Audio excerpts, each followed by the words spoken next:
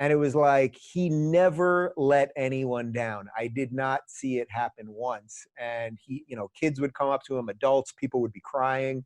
And he just, it's such a beautiful thing because what the guy did is what he preached in that book that I have right over there, which was he set his room in order and then tried to fix the world. And I saw him do it. And I should just add, it doesn't make him perfect. He obviously has had some struggles since, and he's getting better. I can promise you that. I saw him a couple months ago. It doesn't mean he's perfect. And I think that's where people get a little confused. They think, oh, you wrote something amazing. You helped all these people. You have to be a perfect human. But none of us are perfect. And, he'll be back and better than ever. And we need him. It's like this Corona thing. There's so much weirdness in the world. We need the guy. Do you think that just because someone is an intellectual or they're creative enough to write a book, that they are able to create that in their own mind is somewhat of a disingenuous thought to have? I think it's one of those things that people often do, and I think it's a way to discredit Jordan Peterson in a way. It's just like, well, if he can't do it, then no one can do it. But as you said, these people coming up to him crying, in pieces, not being able to structure a sentence.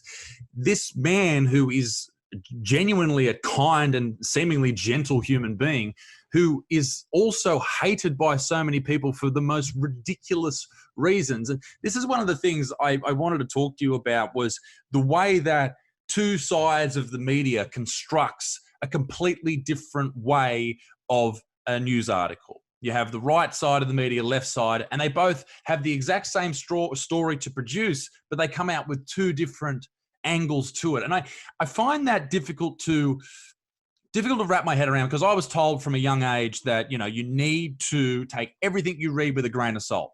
Everything, because it's someone's opinion.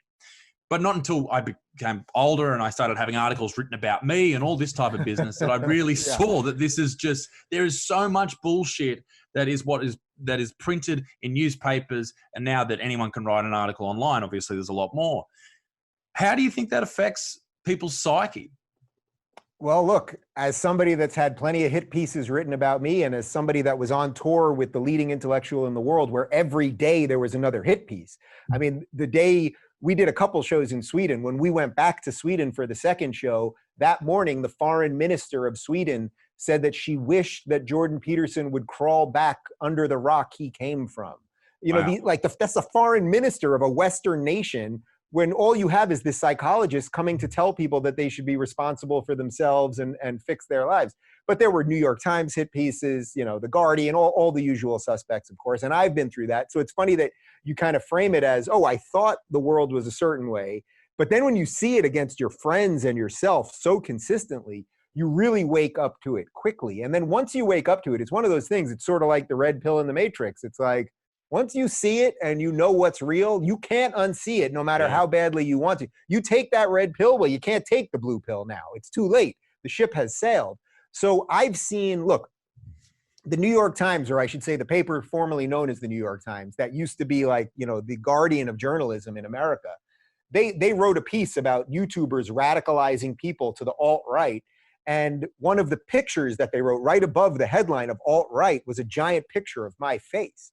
I mean, we can go through every political opinion I have, and there would be nothing you could find that would be close to alt-right in any sensible definition. My dad, who's a good New York liberal for his whole life, and I mean liberal in the right sense of liberalism, he's subscribed to the New York Times even before I was born. So now 45 some odd years, he has to go get a coffee every Sunday at the same place he always does and have a friend come up to him and say, oh, I didn't know your son David was part of the alt-right.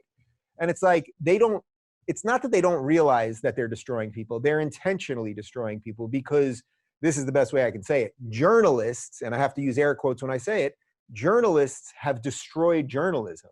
And they've gone in so deep at this point and lied about so many people and so many things that they don't know how to back out. So another great example of this would be, when we had the Brett Kavanaugh stuff, our Supreme Court justice, when he was in the nomination process, and, every day, New York Times, CNN, Washington Post, throwing up all these headlines about these allegations against him. Now, I'm not saying they shouldn't touch the allegations, but we have to acknowledge that they're allegations.